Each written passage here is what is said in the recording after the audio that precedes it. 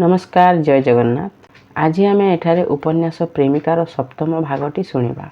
शिल्पी कलाकार साहित्यिक मात्रे ही मद्यप और चरित्रहीन एभली एक धारणा आमर शिक्षित लोके मातृ जठरु ही शुणी शुणी जन्म होइथांती। तेणु बसंतर मलय भली आम दुहींक मनरे निबिड़ संपर्क गढ़ी उठुछि बोली कटक सहर रे प्रसारित हो जिबा मात्रे आपणक संपर्क रे अनेक अपवाद मो कान पाखरे आसी कुढ़ई होई पड़िथिला।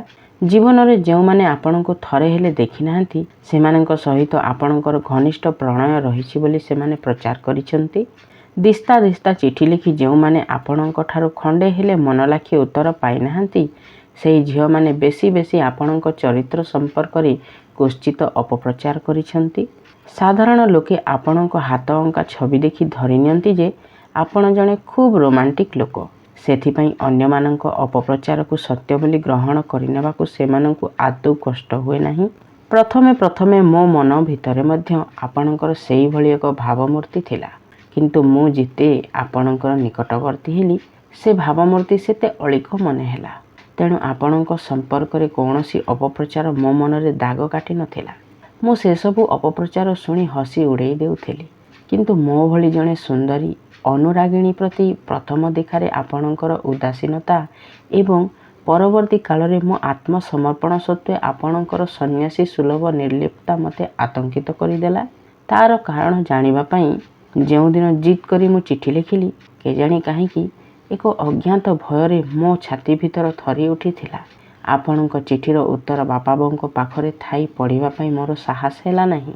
अपा साथीरे मु तार शाशुघर गाँ को चलीगली।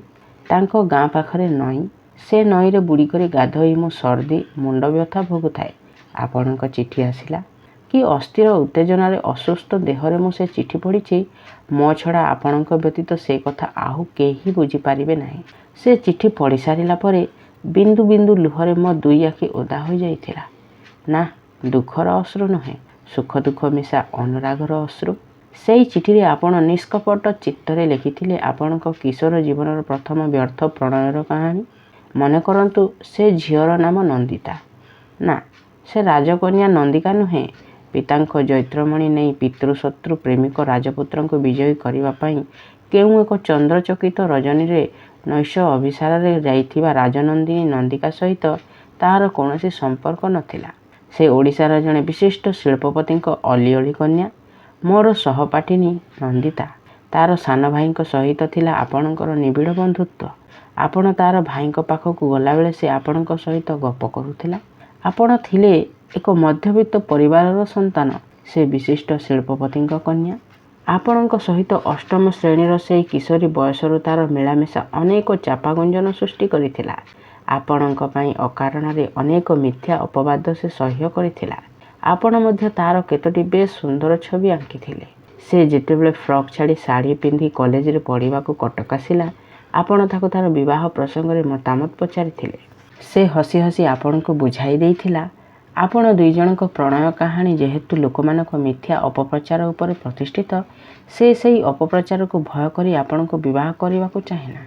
ताकु विवाह करिबाकु चाहिले आपणको तार डाक्तरी पाठ शेष करिबा पर्यंत अपेक्षा करिबाकु हबो। निज आदर्शवाद को जलांजलि देई तार पारिवारिक आभिजात्यर उपयुक्त हेला भली कौनसी बड़ चाकरी ग्रहण करिबाकु पड़िबो। आपणकर आदर्श थिला शिल्पीर आदर्श, तार आदर्श थिला शिल्पपतिर आदर्श। आपणक पई कला ही थिला जीवन, चाकरी जीविका मात्र। से चाहिथिला बड़ चाकरी हेबो आपणकर जीवन, कला साहित्य एक शौखीन अवलंबन। आपण दुहे थिले दुईटी समांतर सरल रेखा भली। तेणु से स्कूल छाड़ी डाक्तरी पढ़िबा लक्ष्य स्थिर करी कॉलेज रे प्रवेश कला बेलकु आपण दुहे स्वेच्छारे परस्पर ठारू अलगा हो जाइथिले। आपण मते से चिठी रे लिखिथिले जेउ छवि आंकी मो शिल्पी जीवनर आरंभ, सेई झियो जीवन ठारू जीविका बड़ बोली मते बुझाइबो। ए आघात मोर समग्र शिल्पी सत्ता को दोहलाई देइछि। बेले बेले शिल्पकला उपर मोर आस्था तुटी जाउछि। उत्कल कलार देश, किंतु कलाकार चिरदिन एठारे अभिशप्त, ताकू केही ठीक भावरे बुझी पारंती नाही। नंदिता झियो मानक संपर्क रे थिबा मोर समस्त भल धारणा को भूल बोली बुझाई देई जाइछि। आउ कोनोसी झियो उपरे विश्वास रखी मु प्रतारित हेबाकु चाहेना। नंदितार छवि आंकी आपणक शिल्पी जीवन रे प्रथम पाठ आरंभ होइथिला। ଆପଣଙ୍କୁ ବିବାହ କରିବ ନାହିଁ ବୋଲି ମନ ସ୍ଥିର କରି ସେ ଅନ୍ୟ ବାଟରେ ଚାଲିଗଲା ପରେ ମଧ୍ୟ ତା ପ୍ରତି ଆପଣଙ୍କର ସ୍ନେହ ଶ୍ରଦ୍ଧା ଅତୁଟ ରହିଥିଲା। ଏହି ସରଳ ସ୍ୱୀକାରୋକ୍ତି ମୋ ଆଖିରେ ଅଶ୍ରୁ ସଞ୍ଚାର କରିଥିଲା।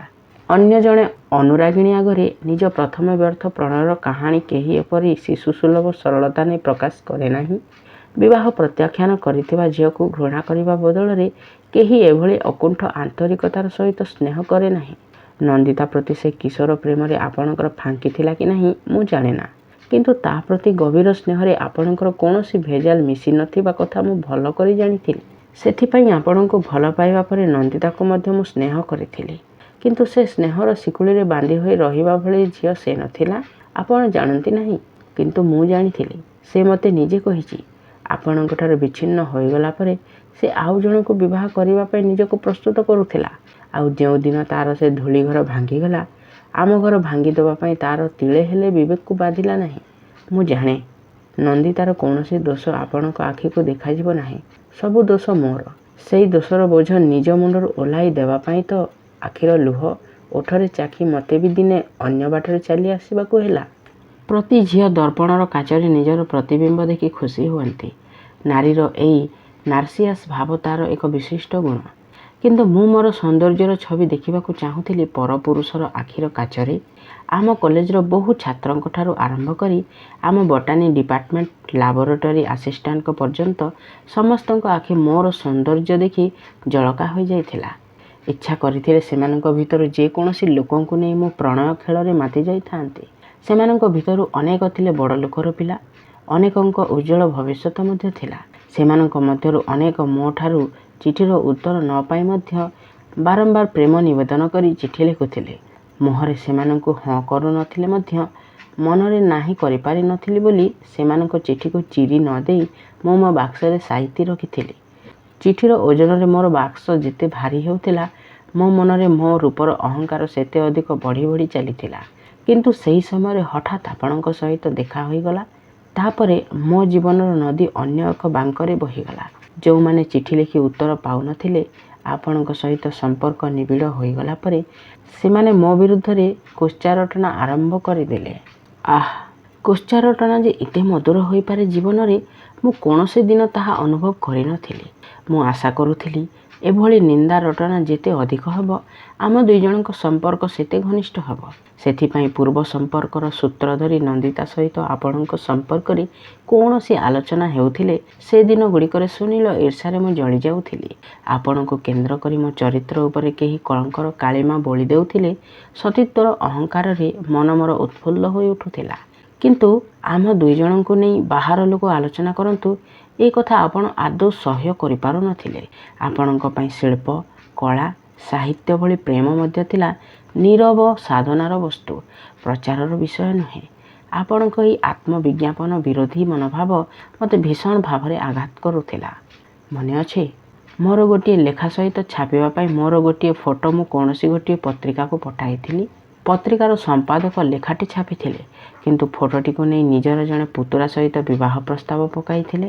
ଏ ସମ୍ବାଦ ଶୁଣି ଆପଣ ଏଭଳି ବିଚଳିତ ହୋଇପଡ଼ିଥିଲେ ଯେ ମୋତେ ଚିଠି ଲେଖିଥିଲେ। ଲେଖାର ଯଦି କୌଣସି ବିଶେଷତ୍ୱ ଥାଏ, ପାଠକ ସତ ସେଥିରେ ଅଭିଭୂତ ହେବ। ସେଥିପାଇଁ ଲେଖିକାଙ୍କ ଫଟୋ ଲେଖା ସହିତ ଛପା ହେବା କ'ଣ ଦରକାର? କୌଣସି ଖରାପ ଲେଖାର ଦୁର୍ବଳତାକୁ ଲେଖକ କିମ୍ବା ଲେଖିକାଙ୍କ ଲେଖା ସହିତ ଛପା ହୋଇଥିବା ଫଟୋର ସୌନ୍ଦର୍ଯ୍ୟ ଘୋଡ଼ାଇ ପାରେ ନାହିଁ। ଆପଣଙ୍କ ଚିଠିରେ ମୋ ଫଟୋକୁ ନେଇ ସମ୍ପାଦକ ଯେ ନିଜ ଆତ୍ମୀୟ ସହିତ ମୋ ବିବାହ ପ୍ରସ୍ତାବ ପକାଇବାକୁ ଯାଉଛନ୍ତି, ସେ କଥା ଉଲ୍ଲେଖ ନଥିଲା। ମୋତେ ବେଶୀ ଆହତ ନ କରିବାକୁ ସେ ପ୍ରସଙ୍ଗ ହୁଏତ ଆପଣ ମୋତେ ଜଣାଇ ନଥିଲେ। କିନ୍ତୁ ମୁଁ ମୋର ଫଟୋର ସୌନ୍ଦର୍ଯ୍ୟ ଦେଖାଇ ନିଜ ଲେଖାର ଦୁର୍ବଳତାକୁ ଗୋପନ କରିବାକୁ ଚାହୁଁଛି, ଆପଣଙ୍କର ଏହି ଧାରଣା ମୋତେ ଭୀଷଣ ଭାବରେ ଆଘାତ ଦେଇଥିଲା। ମୁଁ ସେ ସମ୍ପାଦକଙ୍କୁ ମୋ ଫଟୋ ଫେରସ୍ତ ନ ଦେଲେ ଆଇନ ଅଦାଲତର ଆଶ୍ରୟ ନେବି ବୋଲି ଧମକ ଦେଇ ଚିଠି ଲେଖିଥିଲି। ଆପଣଙ୍କୁ ମଧ୍ୟ ଲେଖିଥିଲି। କେବଳ ଫଟୋ ନୁହେଁ, କୌଣସି ପତ୍ରପତ୍ରିକାକୁ ଆଉ ଲେଖା ମଧ୍ୟ ପଠାଇବି ନାହିଁ। ଲେଖା ଲେଖି ଛାଡ଼ି ଦେଉଛି। କିନ୍ତୁ ଆପଣ କି ଦୁଷ୍ଟ! ମୁଁ ନ ପଠାଇଲେ ମଧ୍ୟ ଆପଣଙ୍କ ପାଖରେ ଥିବା ମୋର ଗୋଟିଏ କବିତା ସମାଜର ମହିଳା ମହଲକୁ ଛାପିବା ପାଇଁ ପଠାଇ ଦେଇ ମୋତେ ଚମକାଇ ଦେଇଥିଲେ। ସେ କବିତା ସହିତ ମୋର ଫଟୋ ଛପା ହୋଇନଥିଲା ସତ, କିନ୍ତୁ ସେ କବିତାର ଆନ୍ତରିକ ଆବେଦନ ମୋ ପାଇଁ ସାଉଁଟି ଆଣିଥିଲା ପ୍ରଚୁର ପ୍ରଶଂସା ଆଉ ଅପର୍ଯ୍ୟାପ୍ତ ଶୁଭେଚ୍ଛା। ଘରେ ବାପା ମଧ୍ୟ ସେ କବିତା ପଢ଼ି ଖୁବ୍ ଖୁସି ହୋଇଯାଇଥିଲେ। ଆପଣଙ୍କ ପାଇଁ ସାହିତ୍ୟ ଓ ଶିଳ୍ପ ଥିଲା ତପସ୍ୟାର ବସ୍ତୁ। ଅନେକ ଥର ମୋତେ ବୁଝାଇଛନ୍ତି ବାଲ୍ମୀକିମାନେ ହିଁ ରାମାୟଣ ରଚନା କରନ୍ତି, ଦସ୍ୟୁ ରତ୍ନାକରମାନେ ନୁହେଁ। ରତ୍ନାକରମାନଙ୍କ ଦ୍ୱାରା ଆୟୋଜିତ ସଭା ସମିତିକୁ ଯିବା ବାଲ୍ମୀକିମାନଙ୍କ ପକ୍ଷରେ କିଛି ଗୋଟାଏ ଅପରିହାର୍ଯ୍ୟ ଆବଶ୍ୟକତା ନୁହେଁ। ପାଠପଢ଼ା, ସାହିତ୍ୟ ସାଧନାରେ ମନ ଦିଅ। ସଭା ସମିତିରେ ଯୋଗ ଦେବା ପାଇଁ ସୁଦୂର ଭବିଷ୍ୟତ ପଡ଼ି ରହିଛି। କିନ୍ତୁ ସେ ବୟସରେ ମୋର ସଙ୍ଗିନୀମାନେ ଭଲ ଭଲ ଶାଢ଼ୀ ପିନ୍ଧି ମେକଅପ୍ ନେଇ ଯେତେବେଳେ ସାହିତ୍ୟ ସଭାକୁ ବାହାରି ଯାଆନ୍ତି, ମୁଁ ଆଉ ଥୟ ଧରିପାରେ ନାହିଁ। ସେତେବେଳେ ଆପଣଙ୍କ କବିତ୍ୱମୟ ଭାଷାର ରଙ୍ଗ ମୋତେ ଭୁଲାଇ ପାରେ ନାହିଁ। ସାହିତ୍ୟ ସଭାରେ ସ୍ୱରଚିତ ଲେଖା ପାଠ କରି ପୁରୁଷ ଶ୍ରୋତାମାନଙ୍କ ମୁହଁରୁ ପ୍ରଶଂସା ଶୁଣିଲା ବେଳେ ମୋ ଛାତିର ଓଜନ ବଢ଼ିଯାଏ।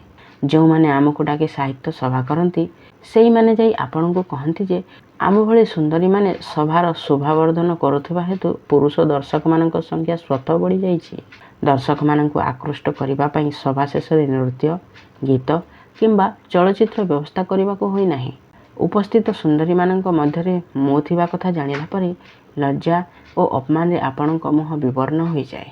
ସେଦିନ ଅବା ଶିଳ୍ପ, ସାହିତ୍ୟ କ୍ଷେତ୍ରରେ କ'ଣ ଥିଲା ମୋର ଖ୍ୟାତି?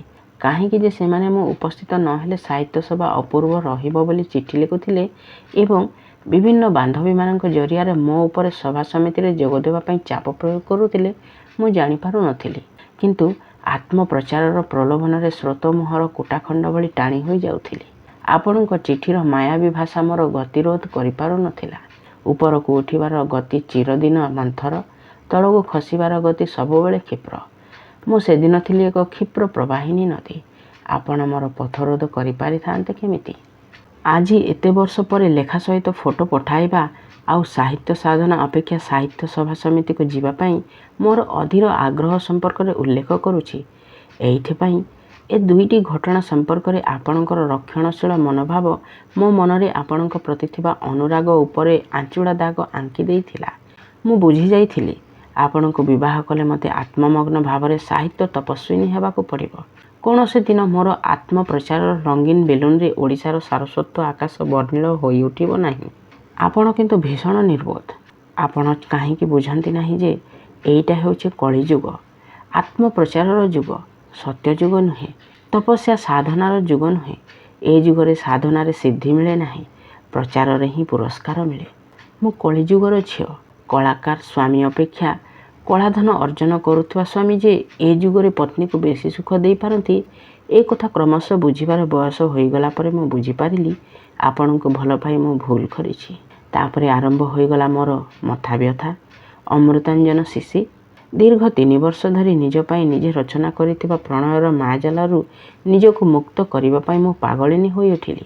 ମୋ ନିଜ ଅଜ୍ଞାତସାରରେ ମୋର ମନର ରଙ୍ଗ ବଦଳିଗଲା। ଦେବତା ମନେ ହେଲେ ଦାରୁ, ଶାଳଗ୍ରାମ ମନେ ହେଲା ଶିଳା, ହୃଦୟର ମନେ ହେଲେ ମହାଶୟ।